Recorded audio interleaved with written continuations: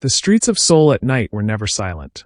Engines roared, neon lights flickered, and somewhere in the underworld, lives were bought and sold. Natalia thrived in that chaos. To most, she was only a whisper, the ghost driver. A name painted in fear and awe, belonging to the mysterious woman who drove like death itself chased her. But Natalia hadn't always been a ghost. Once she had a name, a home, a family, or so she thought.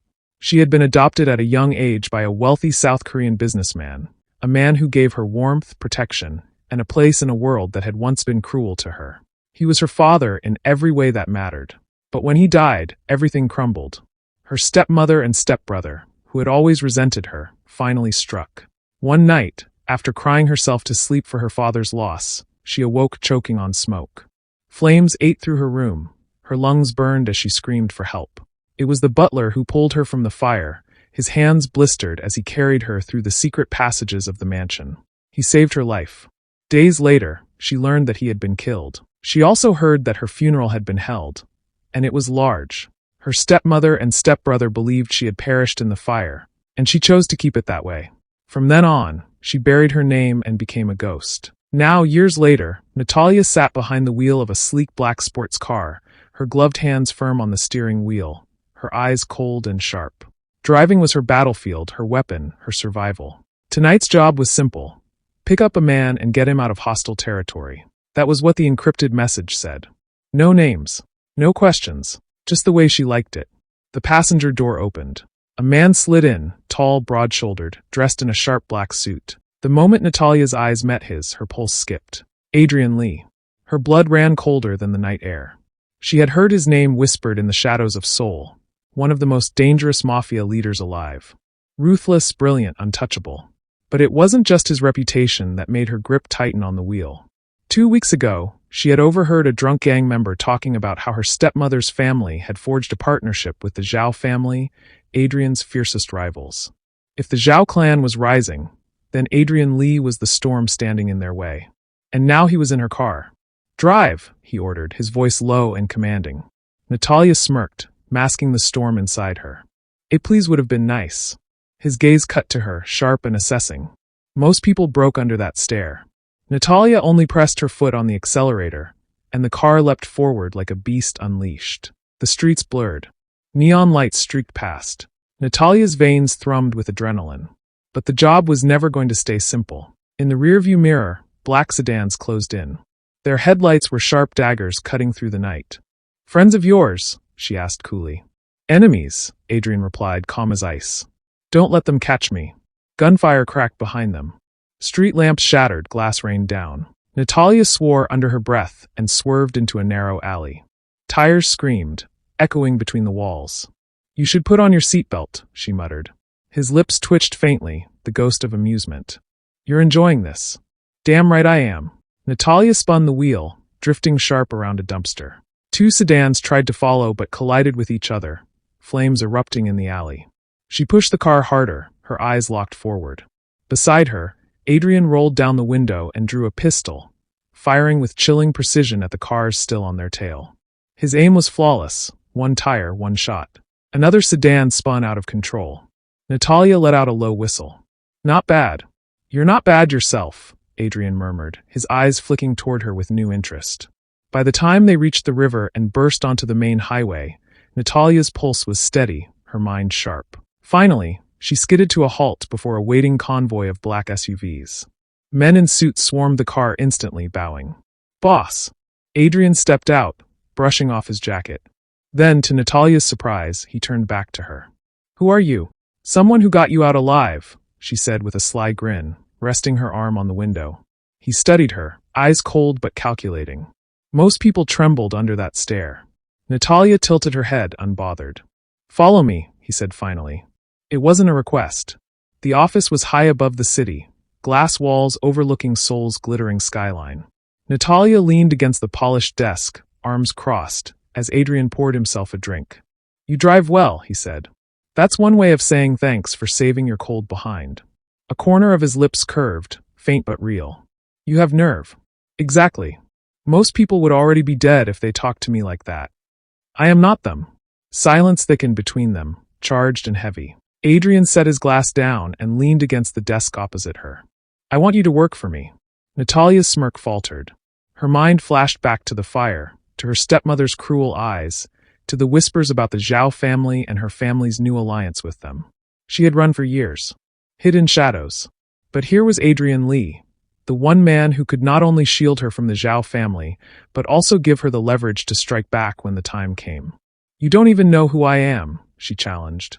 You're not ordinary, Adrian replied evenly. That's enough for me. Natalia stared at him for a long moment, her pulse hammering. Then she let out a breath, slow and sharp. Fine. I'll work with you, she said, her voice low but steady. His eyes glinted, unreadable. Deal. Natalia slipped her hands into her jacket pockets, hiding the thrill of finally having the opportunity for revenge burning in her chest. The following morning, Natalia stood in the underground garage of Adrian's headquarters, leaning against the hood of a matte black sedan. The air smelled of gasoline and steel, echoes of distant footsteps bouncing off concrete walls. She wore a fitted leather jacket over a black tee and jeans, a driver's outfit, but practical enough if bullets started flying. Adrian arrived, trailed by two men in sharp suits. His gaze found her immediately, scanning her from head to toe with the same cool intensity as before. You're early, he remarked, adjusting his cufflinks. I don't like keeping people waiting, Natalia replied, pushing off the car. Besides, I had to check if your people take care of your engines. Turns out they do. Adrian's lips twitched faintly. You'll drive me today. We have a meeting on the east side. Keep your eyes sharp. Sure. When he slid into the back seat, Natalia adjusted the mirror and pulled out of the garage. The streets were already awake, Seoul's morning rush mixing businessmen, students, and shadows of the underworld. Adrian sat in silence, his phone buzzing occasionally, his face unreadable. Natalia stole glances at him through the mirror. Every inch of him screamed control, but she noticed how his fingers tapped once against the glass screen when he was thinking, a small, human habit hidden beneath layers of power. She broke the silence. So, who's waiting for us at this meeting? People who smile in public and draw knives in private, Adrian replied smoothly. Sounds like half this city, she muttered. His eyes met hers briefly in the mirror. You'll get used to it. The drive stretched into enemy territory, where polished glass buildings gave way to older blocks marked with graffiti. Natalia felt the shift in the air. Territory lines weren't painted on the road, but she knew them instinctively. When she parked outside a dimly lit restaurant, Adrian's guard stepped out first, scanning the area. He followed, buttoning his jacket. Natalia stayed close. Inside, smoke from grilled meat filled the air. A group of men sat around a low table, their laughter forced. Their leader, a broad man with gold rings flashing on his fingers, greeted Adrian with a tight smile. "Liassi, always a pleasure." Adrian didn't smile back. "Let's keep it that way."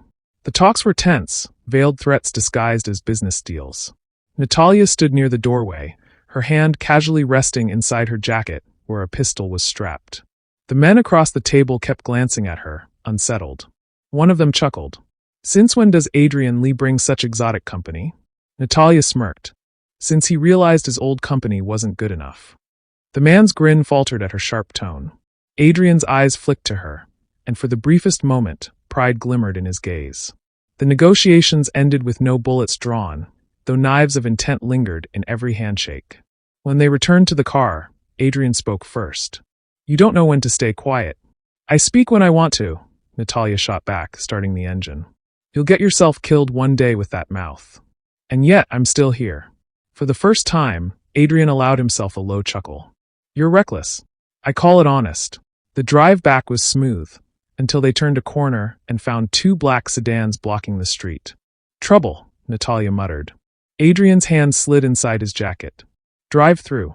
Natalia slammed her foot on the accelerator. The car surged forward, ramming the bumper of the first sedan. Metal crunched, men cursed, and gunfire erupted. She swerved hard, dodging bullets that shattered nearby windows. Adrian's gun barked twice from the back seat, his shots clean and merciless. She spun the wheel sharply, sending the sedan skidding into an alley. One pursuing car slammed into a lamppost. The other tried to follow, but Natalia reversed suddenly, slamming into it headfirst. The impact rattled her teeth, but the car blocking them crumpled. Breathing hard, Natalia steadied the wheel and shot Adrian a quick grin through the mirror. "Still think I'm reckless?" Adrian reloaded calmly. "You're insane, but effective." They escaped into safer streets, the chaos fading into the hum of normal traffic. Natalia's pulse thrummed with adrenaline. That night, she returned to her small apartment on the city's edge. She stripped off her jacket, dropped her gun on the table, and collapsed onto her bed. Sleep tugged at her, but her phone buzzed. The name on the screen froze her. Jihoon. She hesitated, then answered. His face appeared on video, sharp and composed. The background revealed an expensive suite, and he looked every inch the mafia king he is. It's been a while, Jihoon said, his tone calm but his eyes intense. Natalia swallowed. I thought you were. Out of town. His lips curved faintly. No. I was just tying some loose ends. 5 years ago, after the night he saved her from the gang member who tried to rape her, Natalia hadn't run far. She ended up working under Jihoon, driving for him, handling deliveries, even pulling a trigger when needed. He had given her shelter, weapons, and most importantly, control. He had also helped her get the education she needed while she was working for him. You don't belong to anyone, Jihoon had told her once. Not even me. When you're ready, walk away. And she had. One morning, she left his headquarters with money in her pocket and freedom in her veins. Jihoon never stopped her. He had set her free. Back to the present, his expression darkened. One of my men told me something today. That you're driving for Adrian Lee. Natalia stiffened. Word travels fast, huh? I just landed in Seoul, Jihoon admitted, leaning back in his chair. And the first report I get is that you've tied yourself to a man whose enemies fill half this city. Her jaw clenched. It's work. It's danger, Jihoon countered firmly. Working for Adrian will put you in the crossfire. You know that, don't you? Natalia tried to smirk, but her chest tightened. I can handle myself. Jihoon's gaze softened. I know. But even the strongest fighters can get crushed if they stand between two giants. Silence pressed between them, old trust and unspoken feelings hanging heavy through the call. You called me just to advise me? Natalia teased, though her voice was softer now. His smirk didn't reach his eyes. This isn't a joke, Ghost. Working for Lee puts you in the crossfire of a war that doesn't forgive mistakes. Her jaw tightened. I've been in the crossfire since the day I was thrown onto the streets. Don't act like I can't handle myself. I know you can, Jihoon admitted, his tone low, almost reluctant. But with him, it's different. He doesn't let go once he decides someone belongs to his world. Natalia's lips curved into a half-smile. Maybe I don't want to let go either. Jihoon's expression softened, something unguarded flickering across his features. You deserve peace, Natalia. Her voice caught, but she forced a steady reply. Peace was never in the cards for me. Jihoon exhaled, defeat shadowing his face. Then at least promise me you'll watch your back. I always do. They lingered a moment longer, neither willing to end the call. Finally, Jihoon murmured, Good night, Nat. Natalia's chest tightened at the old name only he used. Good night, Jihoon. Right after the video call with Natalia, Jihoon's phone buzzed again. The screen lit up with the name of one of his trusted men, the acting shareholder who held proxy shares for Jihoon in the late Mr. Park's company, now under Mrs. Park Seoyeon's control. Jihoon accepted the call. Sir, the man's voice was low but steady. I've managed to purchase shares from a few of the other shareholders. As of today, Miss Natalia holds 33%. A flicker of satisfaction crossed Jihoon's face. Good. Keep buying. Don't stop until the rest follow. Yes, sir. But what about Madam Park? The man asked cautiously. She's already sent assassins after me twice. Both times they failed, but it's only a matter of time before she tries again. How should I proceed? Jihoon's tone was calm, but it carried iron.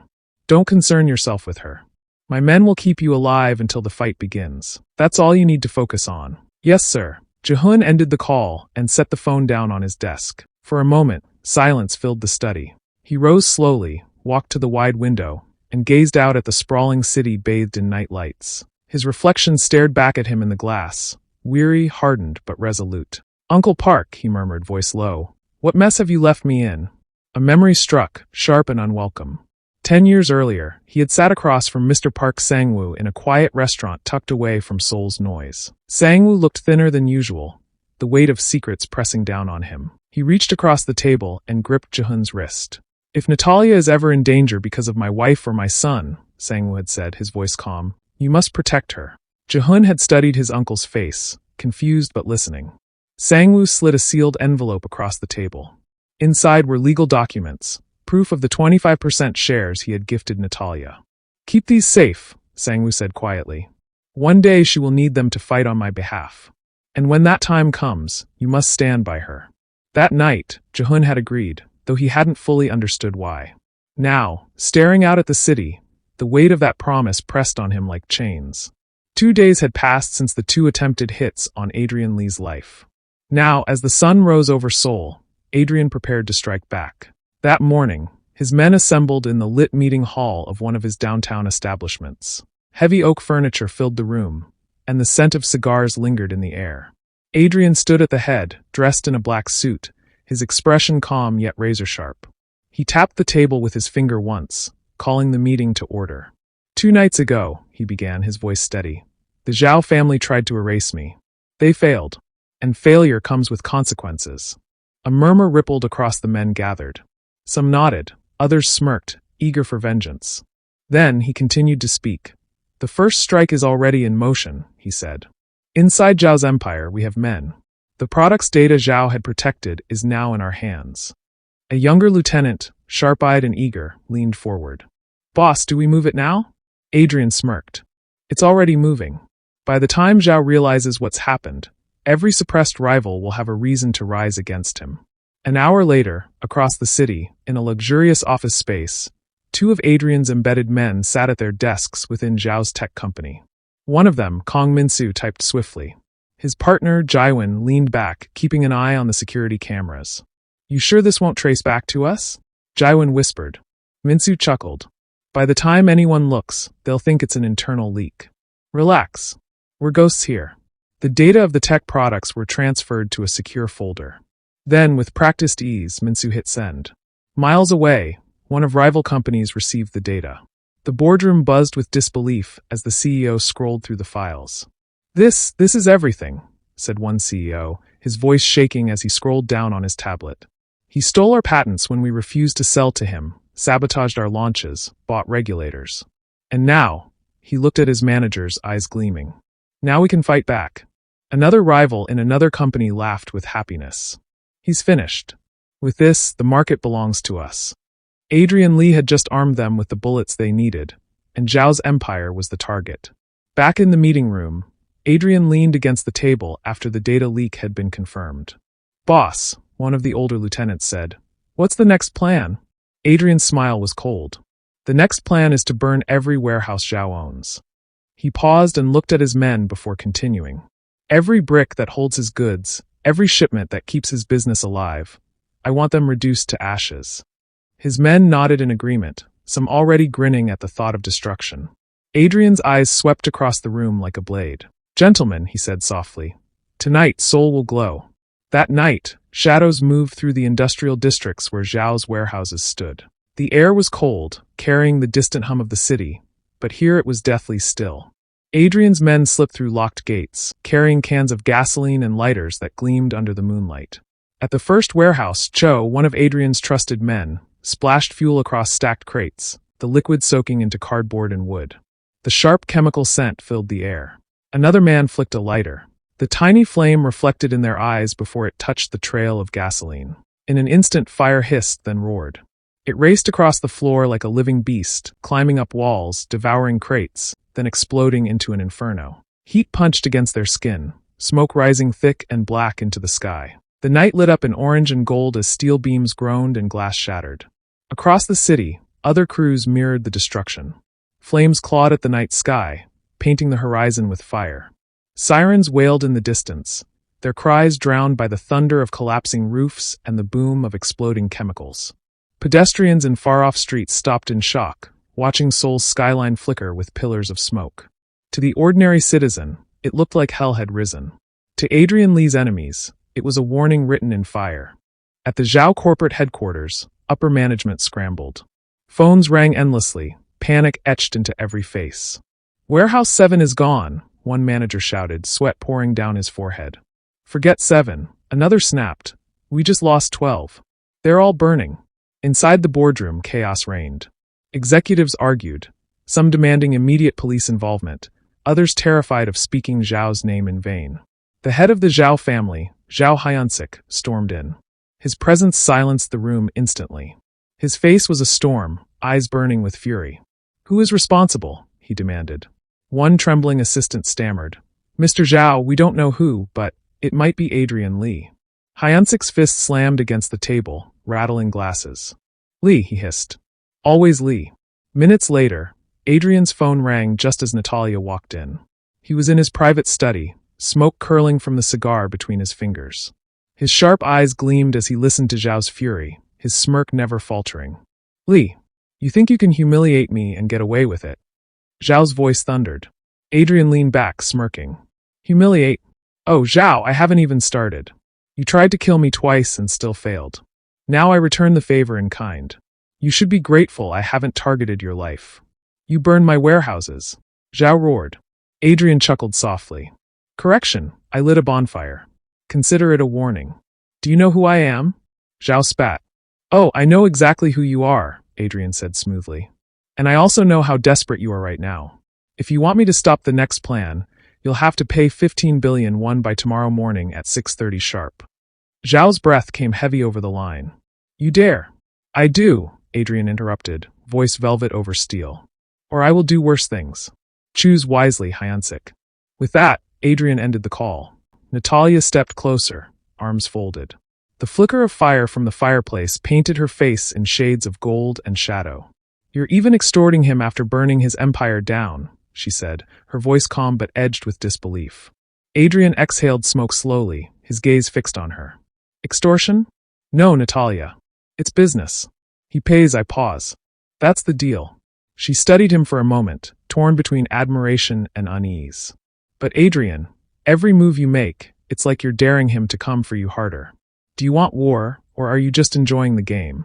Adrian swirled his glass of whiskey, the amber liquid catching the light. His smile was sharp, almost cruel. War game, it doesn't matter. What matters is control. Zhao thought he could erase me. Now he learns I decide when this ends. For a moment, Natalia said nothing, but the way her eyes lingered on him betrayed a mix of fear and fascination. The next morning, Zhao Hyunsik sat in his mansion's study. His jaw was clenched so tight it hurt. The morning light streamed through the tall windows, illuminating the fury etched on his face. His assistant entered quietly. Sir, the transfer has been made. Zhao's hand tightened around the glass he was holding. He stared at the amber liquid inside for a long, dangerous moment, then crushed it in his palm. Shards cut into his skin, but he didn't flinch. Lee, he growled, blood dripping onto the rug. You will regret this.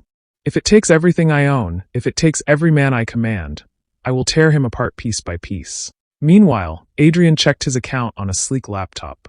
When he saw the transfer, a slow, satisfied smile spread across his face. Punctual, he muttered. One of his lieutenants asked, Boss, what's next? Adrian closed the laptop, his smirk lingering. We stop for now. And so, the curtain closed on the first round of Adrian's retaliation. It left Seoul trembling, and Zhao Hyunsik burning with the promise of vengeance. A week slipped by like smoke on the wind since Natalia became the driver to Adrian Lee, and she had carried out her duties without a single chase from Zhao Hyunsik's men. That silence confirmed what they already knew. Adrian's retaliation had wounded Zhao's empire deeply. One night, Adrian's convoy rolled toward one of the grandest hotels in the city, where chandeliers and shadows alike guarded a gathering of mafia titans. Natalia steered the sleek black car with her usual ease, her gaze darting between mirrors. Stay close, Adrian said from the back seat, his tone clipped but not cold. Tonight isn't just business. It's a show of strength. Natalia quirked a brow at him in the rearview mirror. Got it.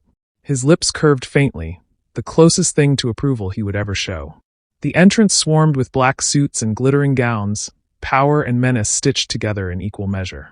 Natalia followed Adrian inside, her strides measured, her eyes scanning every angle. The ballroom pulsed with low music, hushed deals, and the scent of wealth. Golden chandeliers glittered overhead, throwing diamonds of light across polished marble floors. Adrian moved through it all like a king among rivals, his presence magnetic, his confidence unshakable. Allies, enemies, and vultures circled him alike. With one subtle glance in her direction, he commanded Natalia with a silent order. Remain sharp. Then, he drifted into a cluster of suited men and jeweled women, his voice carrying the weight of power as the balance of the room bent around him. Natalia remained behind, standing tall near a column draped in velvet. Alone, yet far from vulnerable, Her gaze swept the crowd with the same quiet vigilance she brought to the streets, sharp, restless, unyielding. And then it happened. Across the room, at the far edge of a circle of laughing men, a familiar face froze. Natalia's breath stalled. Her stepbrother. He was taller now, broader in his black-tailored suit, but his eyes, those cruel, mocking eyes, were unmistakable. The glass in his hand tilted, crimson wine spilling down his cuff unnoticed. The laughter of his companions blurred into nothing. For a heartbeat, his expression was blank. Then it twisted. Recognition flared first, then fury. The fury of a man who thought she was buried in ash. A man who thought he had won. His mask slipped. His features hardened, raw and beastly, like something caged too long. Natalia didn't flinch. She held his stare, her chin lifting with quiet defiance. And then, slowly, deliberately, her lips curved into a smirk. Hyunsik's fury vanished as quickly as it came, replaced by the practiced smile he'd honed for boardrooms and gatherings like this. He smoothed his sleeve and walked toward Natalia with the ease of a man who believed the world bent to his will. When he reached her, his voice dripped with venom wrapped in silk. Well, I must admit, I thought the worms had already claimed you. Life really does favor the undeserving. Natalia tilted her head, eyes hard. If father knew what his own son had become, he would have had a heart attack. The mask cracked. Hyunsik's lips twisted. That fool. He was weak. He disgusted me then, and the thought of him disgusts me now. Her jaw tightened, but her voice stayed steady, even mocking. So you're still the loyal dog for that hag Mrs. Park. Oh, I mean your mother. For a flicker of a second, his smile faltered, the insult cutting deeper than he cared to admit. He recovered with a laugh sharp as glass. Careful, sister. That hag, as you call her, has built a fortress stronger than anything you could ever imagine. Natalia leaned closer, her words a quiet blade. Then you've chosen chains, Hyunwoo. That's all I see. The humor drained from his face. His eyes, black with malice, bored into hers as he leaned in just enough for only she to hear. You will die, sister. This time I will make sure of it. He straightened, adjusted his cuff as though brushing off the threat, and walked away with the calm of a man who had already marked his prey. Natalia didn't flinch. She stood tall among the glittering crowd, pulse steady, gaze following him only long enough to remind herself of the enemy she had always known. The mansion was wrapped in silence when Hyunwoo stormed in after the gala. His tie hung loose around his neck, his face tight with fury. He didn't bother to greet the servants who bowed nervously as he passed. He went straight to his mother's quarters, where the soft glow of a lamp lit the grand room. Mrs. Park sat at her desk, reading reports with her usual elegance. She looked up when Hyunwoo entered, her sharp eyes narrowing at his expression. Why do you look as if you've seen a ghost? She asked coldly. Hyunwoo's voice trembled with rage. Mother, that wench is still alive. Her hand froze mid-turn of the page. Alive, she repeated, tone low and dangerous. I saw her with my own eyes tonight. I don't know whom she came with. She's been alive and living in Seoul all this time. Mrs. Park's jaw clenched, the lines of her face hardened. It means that the body we buried was not hers. Exactly, Hyunwoo spat. It meant the butler was able to save her and make his escape before we killed him. And now she walks in the open, unafraid. For a moment, silence stretched between them, filled only by the ticking of the old clock. Then Mrs. Park pressed a button on her desk phone. I need Mr. Choi here now, she ordered. Minutes later, a trusted aide arrived, bowing deeply. She handed him a picture of a young woman and did not waste words. Find out who she works for. I don't want to know how she survived, and I want answers by morning. The man bowed and hurried off. At sunrise, she received the report. Natalia's name was there, tied to one name only, Adrian Lee. Mrs. Park's lips curled into a smile as cold as steel. Perfect. She is under his wing. And we are partners with his enemies. The timing could not be better. She pressed a button on the desk phone, summoning Mr. Choi. He arrived within minutes. Call Zhao Hyunsik's assistant. Tell him I would like to have meeting with Mr. Zhao at 9 o'clock. And inform my son, I want to see him. Mr. Choi bowed and left. Minutes later, Hyunwoo stepped inside again, still restless. She works for Adrian Lee, Mrs. Park said, her voice deliberate. Which means she is both a weakness and a weapon. Hyunwoo's eyes darkened. Then let me finish what should have happened years ago. Her gaze hardened. Not alone. You and I will be meeting Mr. Zhao at 9. Prepare. He nodded and walked out. Natalia, this time around, you will truly die. At exactly 9 o'clock, Mrs. Park's car rolled to a stop before the Zhao mansion, an austere fortress draped in marble and iron. Guards in dark suits lined the driveway, their eyes sharp, their movements precise. Inside, the air smelled of cedar and incense, a calculated show of wealth and discipline. Zhao Hyunsik's assistant, a lean man in a charcoal suit, greeted them with a deep bow. "This way, Madam Park." He led them through polished corridors until they reached the grand meeting room. There, Zhao Hyunsik was already seated. His posture was commanding, one hand resting on a heavy armrest, the other swirling the contents of a crystal glass. His eyes, cold and calculating, lifted to meet Mrs. Park's with a thin smile.